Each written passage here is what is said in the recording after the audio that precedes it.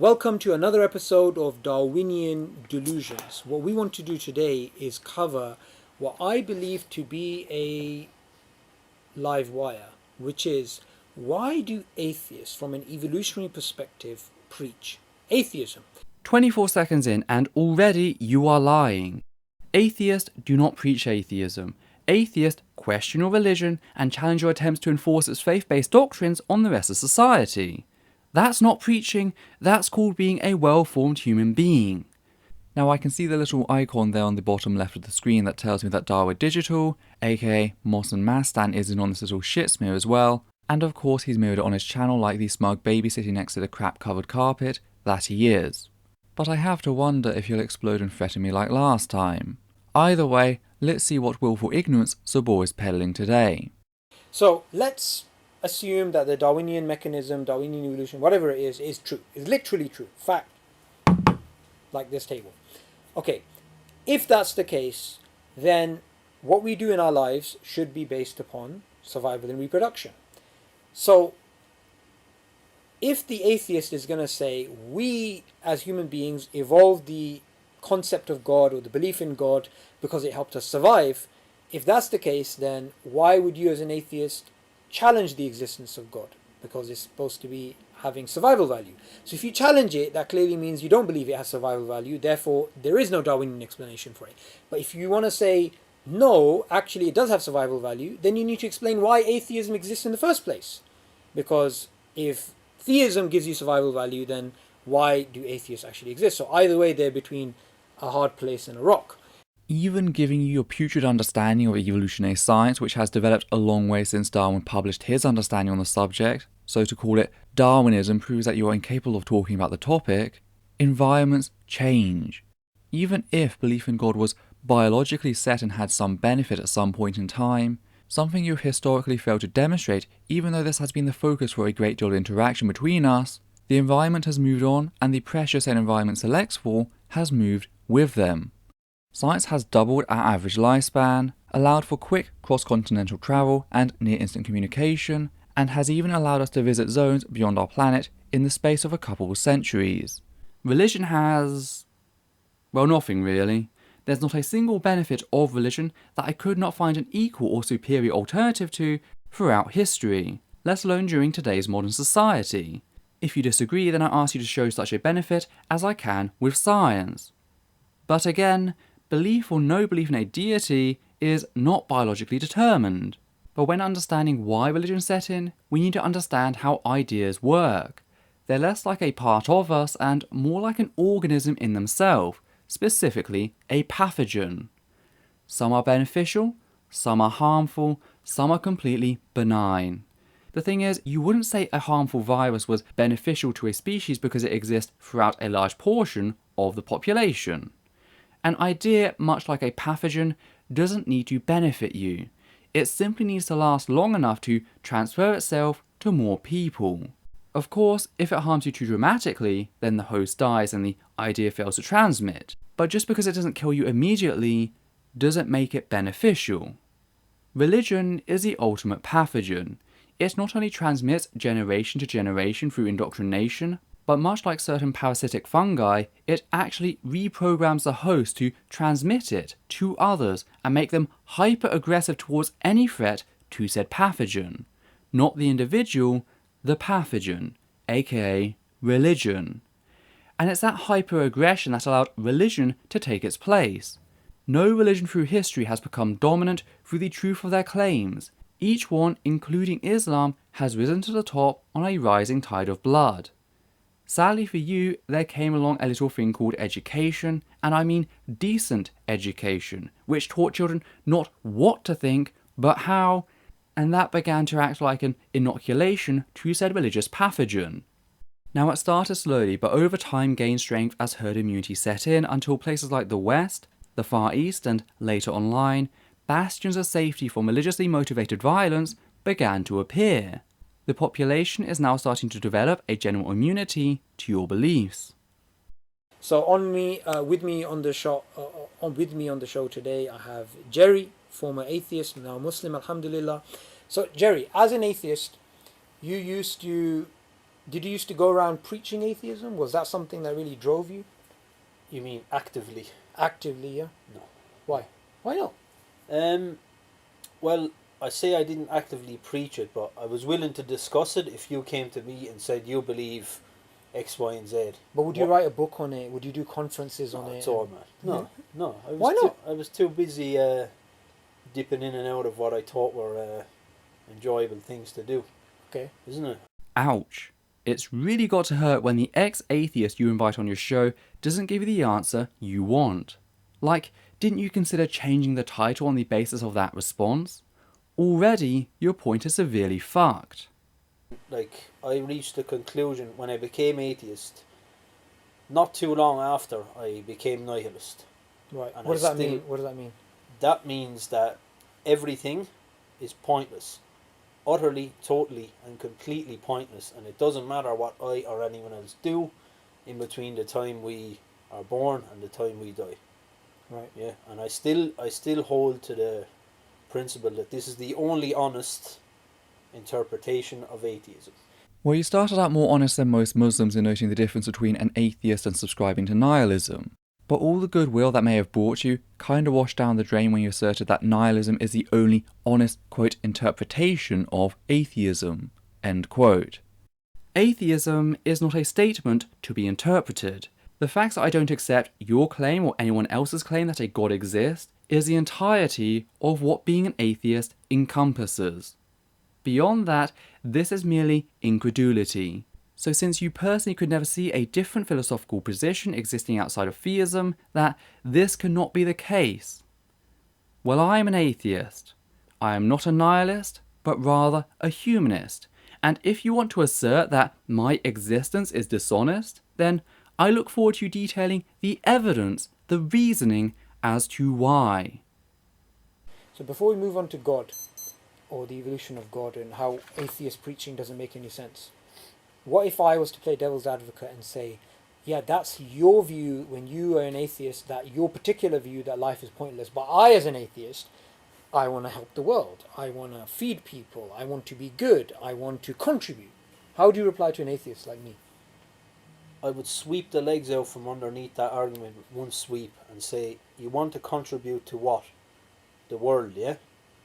Yeah, but you cannot contribute to it, because if you believe, as you should as an atheist, that it's pointless, you can either, you can continue doing your pointless random acts, which you call contribution, but the base of the world itself stays pointless. So in reality, you don't contribute anything.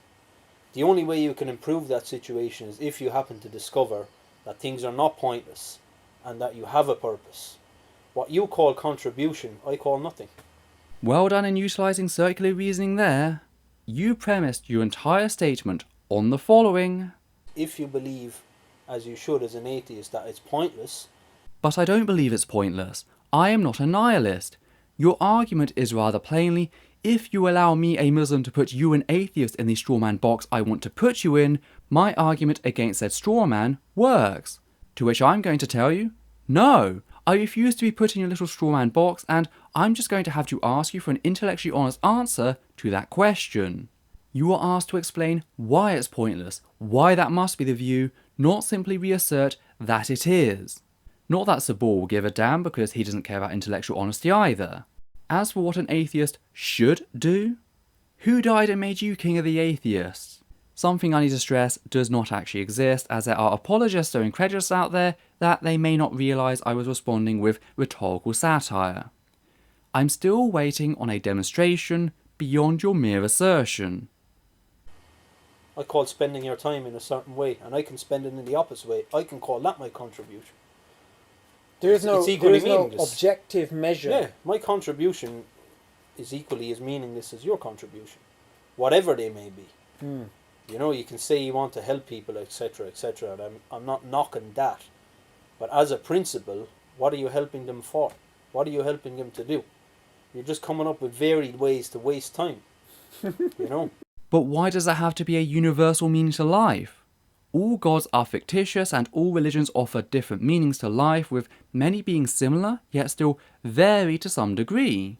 So it's not like you and your religion exist on some special pedestal. Currently, you're in the same boat, yet you go around telling everyone else that the meaning they give life is valueless without your magic pixie dust, when all I do is tell the religious that they have no evidence that their God even exists, so the claim to know what said God thinks or desires is pure fantasy. I at least base my desire to educate and to help people in things we can observe about our universe. But I won't turn to someone else with a different meaning and tell them that their meaning is garbage. So long as it's not exploitative and doesn't harm others, I say go for it. Your religion, meanwhile, is exploitative and harms others, so I don't tell you that. I mean, why shouldn't they suffer anyway? Because constant happiness is bad for human beings. You know, there's growth in suffering if you handle it the right way. Yeah, you know? that's interesting. But constant rainbows and butterflies And rabbits. will lead to weakness in a human being, mentally, physically, and spiritually. Absolutely. You know, there's no growth there. You know, there's not even any real happiness there. Yeah. You cannot be content in this way because you build up a resistance to these delights and these little, Absolutely. you know. So. Okay. But why? Like, I come from the perspective where there is no all-powerful God who apparently created everything. But I also don't think it's possible to reach perfect happiness, so the problem you're talking about is irrelevant to me. In stopping rape, for example, I still wouldn't be spared the dissatisfaction of a dry chicken sandwich, nor the enjoyment of a moist chicken sandwich. The idea that I need rape to appreciate a well-cooked chicken is barbaric. But all of this is irrelevant for you since you believe your God to be all-powerful. So why couldn't Allah create a happiness that never ends? Isn't that what paradise is supposed to be? Happiness which never dulls, which never ends? By claiming it's not possible, aren't you refuting the very existence of your deity as an all-powerful entity? You're putting power limitations on something you're defining as all-powerful. You can't have it both ways. So, when an atheist, like for example, we went to the World Atheist Convention in 2011, and there was atheists from across the world who bought tickets to fly over to this place to discuss why God doesn't exist, and a different speaker came, and what he was discussing about was why God doesn't exist, and another speaker came about why God doesn't exist. I mean, it's kind of strange. Well, sure. But that's not what happens at these conferences. I know, I've been to some. Sure, there will always be talks responding to the various craptastic assertions put out by apologists. Many atheists who attend these conferences care about being in the loop. They enjoy knowledge, and this gives them a little update. It's not preaching atheism, it's investigating the claims of theism. But this is a tiny part of said conferences. Religion has done a lot of damage to non-religious philosophies for millennia, butchering and then later ostracizing its many members. Because of this, secular philosophy was suppressed by religion, much in the same way science was. Religion has since lost this power, so many atheists who lived in a world forcefully tailored to religion are now connecting, and many of them developing secular frameworks to do with the big questions in life. Nihilism and humanism being two examples of such frameworks, but there are many, many more. Now, whilst there are many differing ideas, we are still in the recovery phase from millennia of institutional oppression by religions, and I'm only on about the West. In places like the Middle East, atheists are still being butchered on the streets for being apostates. So we band together for strength and numbers since conference hosts care about filling seats and selling dinners. It's not so weird once you do away with your pretense of what happens, you look at what actually occurs and why. You know, it's not like, for example, I don't believe in fairies. I hope you don't either. Well, there's plenty of human fairies around. Yeah, fruitcakes. So, if I don't believe in fairies and you don't believe in fairies, I'm not going to say to you, Jerry, bro, let's get together in Dublin, and you do the conference, you sort out the catering, I'm going to do the marketing. Let's bring together other people who don't believe in fairies from across the world. There's this guy who's written a book about why fairies don't exist, and this guy who has an excellent talk about why fairies don't exist, and let's have a fairy bashing convention, anti-fairy convention. That'd be quite pointless. Well, you've just given power to the the people who hold the belief that fairies do exist. Yeah, by attacking them. Well, you left out the part where those fairy believers have for millennia tortured anyone who doesn't believe in fairies, invaded every part of the government to enforce the apparent whims of said fairies, and pushed for the teaching of fairy science in place of actual education in schools relatively unchallenged since their establishment. You forgot the part that the freedom to speak out on the topic by Atheists in the West is only a recent freedom, whilst many of the Atheists in other parts of the world are routinely abused and even publicly executed by you and your fairy friends. If that was the case, then no, there would be nothing absurd about fairy conventions. Hell, your proposed god is just one big sky fairy, so it's not that ridiculous. And even if they do believe it, going back to the base of atheism, it doesn't matter. Yeah. Their belief in fairies is just as valid as your belief in the non-existence of fairies. Yeah. I mean, how does it affect your life in the least? Yeah. Zero. As already explained, yes it fucking does. But a quick note on the whole assertion that their belief in fairies is as valid as the non-belief in fairies. By what basis? You see, we have this thing called the scientific method of investigation, and no, it unanimously labels what you are peddling a crock of shit in spite of what you may wish to believe. So, as an atheist, when you saw people like Richard Dawkins or these sort of atheist preachers and, you know, these sort of atheist philosophers pushing their view, what did you think? Were you like, yeah, good on, or were you like, what's the point of this? I didn't bother with them at all because I didn't come to atheism through what they say. Okay. Or what materials they have put out there. I barely even knew these people's names. I came to atheism through my own conclusions, which obviously I now know to be false, but it was purely just my own conclusions based upon the experiences I had up until about 12 or 13 years old. Okay. So, these people, from a purely atheistic point of view of somebody who arrives at atheism, they're kind of irrelevant. Well, they should be irrelevant. They should be irrelevant, but they're not. Okay, so now we get down They have to hero status. Yeah, they do. Now we get down to a real live wire, a live wire within the live wire, which is why? Why do you think these people need to constantly bash religious people, bash belief in God, and reconfirm it amongst each other like a mantra? There is no God, there is no God, there is no God. And just keep reminding each other why God doesn't exist. Why do you think that is? Well, if you throw enough dung at the wall, eventually it will be covered. Right. But the wall still remains, doesn't it? Right. So, like you say, it's a reaffirmation process. Right. Something within them is most likely niggling them, or maybe stronger than niggling, driving them towards that there is meaning to life, there is a purpose, there is a higher power, but the nafs, the lower self, as we say, is getting fed by these affirmations and these so-called, what would you call these top atheists? Well, humanistic type These of preachers. rights. Preachers, yeah. Sorry about that, it would seem that the projection by these two has just drained all the power in London. I find nothing more hypocritical than a theist telling another theist who follows everything they say with yeah, as has been the group's patented approach for the past 7 years since I started making videos on them, that atheists are trying to comfort themselves in critiquing actual religious narratives. Like you've defined all the work by Ayera and the various Dawah channels down to the fine print. That's why at most they will do a live talk with an atheist, since they know that to do a planned, edited and referenced piece will result in them being skinned alive by someone capable of using evidence-based reasoning. Anyway, just got to get the backup started. So let's bring in something interesting here, right? So the idea of rights, you know, we believe in humanism, we believe in the rights of women and we support feminism, we believe in the rights of animals, we believe in the freedom from religion, and we believe in this right.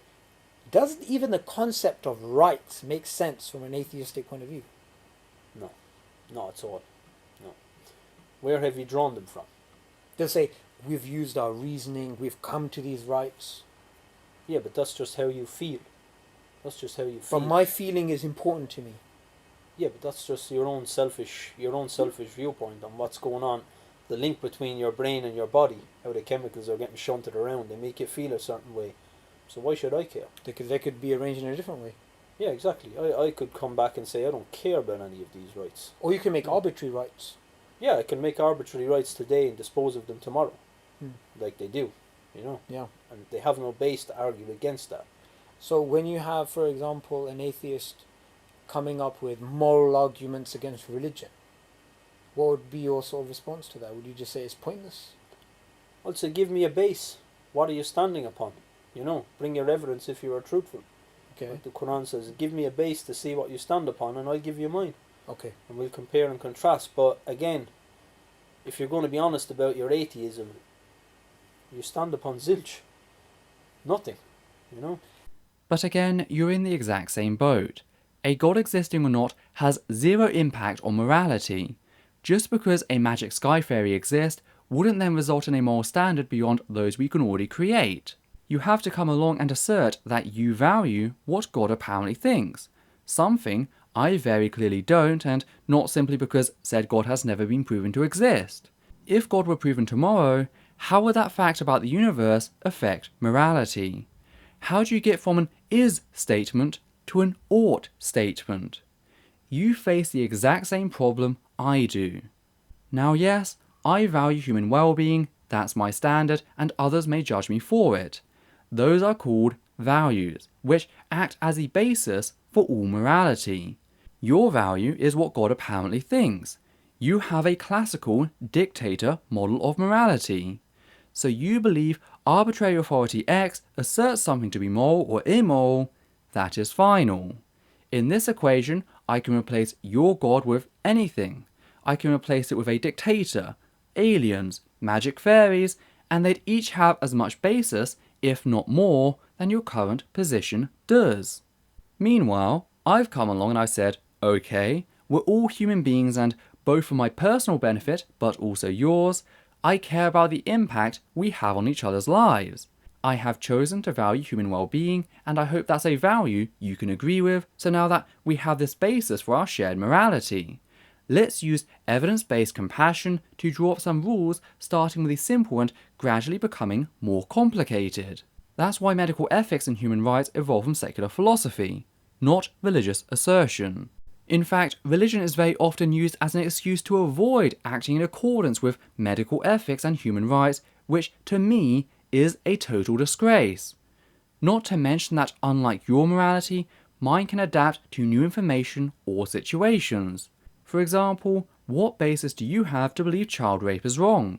Your holy prophet was a child rapist, and not a single passage of the Qur'an speaks out against it.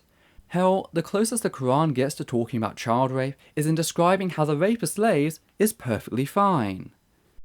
Now, I can't speak for you, but I'd rather have my values and be able to call out rape instead of having Muslim values and have to accept rape as perfectly righteous. This is interesting because kufr, disbelief, always contradicts itself. So I'm an atheist humanist, and at the same time you believe in Darwinism and evolution, when that's all about survival and cutthroat competition and gene selection, and it's all just, very much focused on the selfish gene. But at the same time it's kind of like, but I believe in, he's got this fluffy atheist type humanism. I believe in rights, and I believe in this, and I believe in kindness. But there's a clear contradiction there. You can't say, yeah, I'm an atheist and I'm this and I'm also this, because it's like kind of like saying, I'm a vegetarian when you're biting into a live bull. Actually, this so-called contradiction only exists as a result of your absolute ignorance as to what evolution actually entails. First of all, the observation of evolution is not a moral dictate. Here you've projected your ideas of morality onto evolution when reality begs to differ. Science is amoral. What we observe in nature is not what we must live by. We've come back to that is-ought distinction. But the fact is, even if I did give you the pretense otherwise, you'd still be lacking any sort of argument. The quote, survival of the fittest, does not mean survival of the strongest or the most brutish.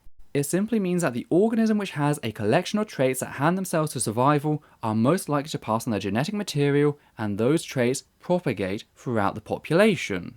Now, like a young child talking about their favourite animal, you pretend that this only refers to strength. But the reality is that strength is merely one trait. There are other traits including social ability.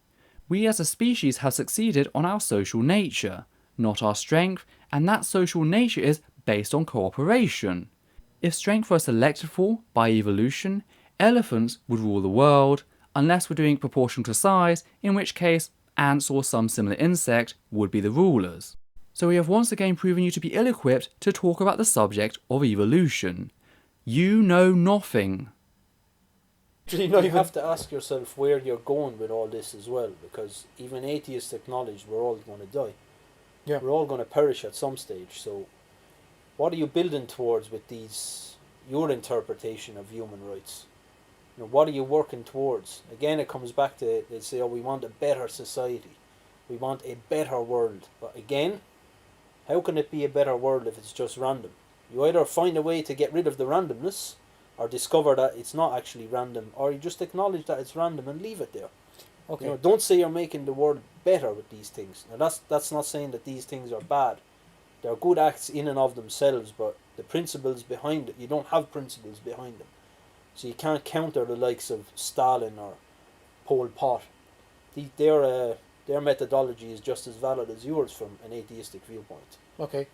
Meanwhile, you actually subscribe to the exact same model of morality that allowed these people the opportunity to carry out their heinous atrocities.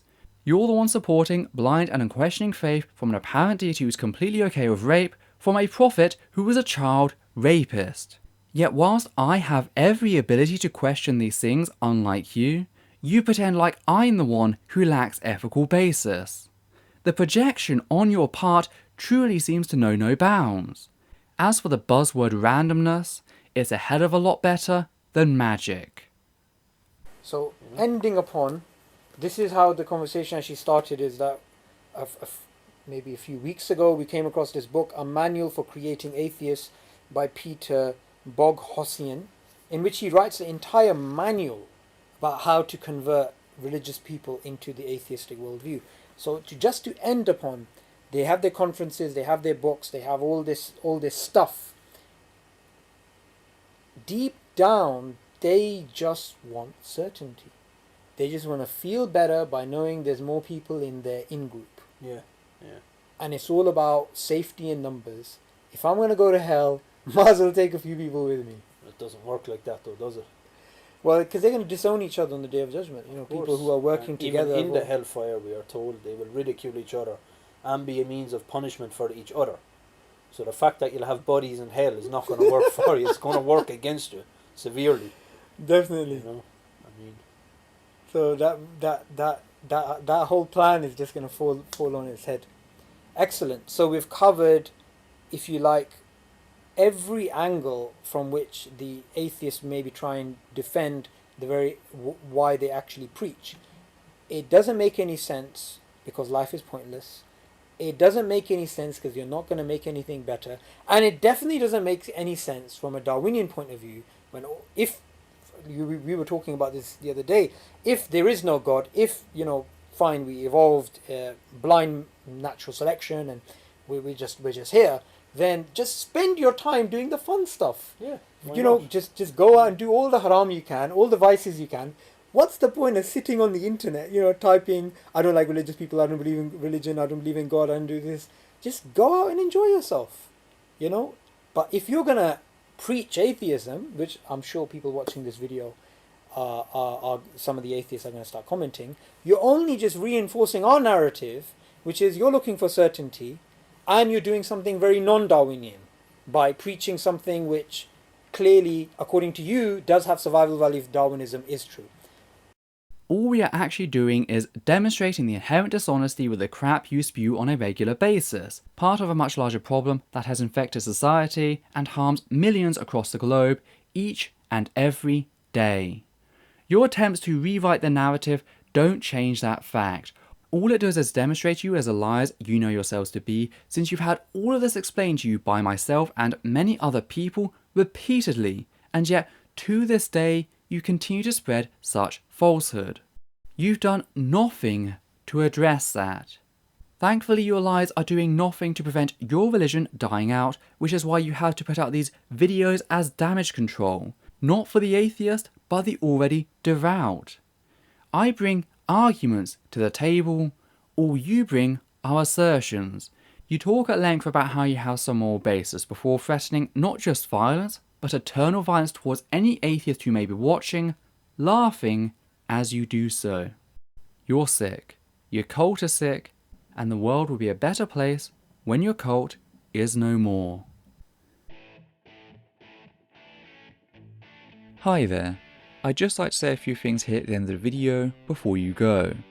First of all, I'd like to thank everyone who's ever donated to the channel via Patreon, giving a special thanks to the following people: Hannah Banghart, Matthew Kovac, John Schoenrock, Daniel Martinez, and Alexander Williams. Your support has ensured this channel its ability to grow over the years.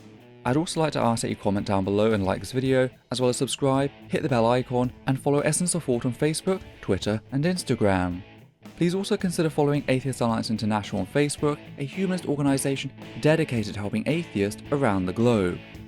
Lastly, I'd like to request that you treat the people responded to in this video with a reasonable degree of respect. Whilst we understand that there are justifiable limits to said respect when tackling certain heavy topics and anger can be a very genuine emotion in fighting injustice, any comments utilising language which insults others on the basis of perceived gender, sexuality, ethnicity or ability both mental and physical will be removed immediately, and the commenter may be blocked on the moderator's discretion. Let's work to keep this space one which upholds the values of humanism. Thank you.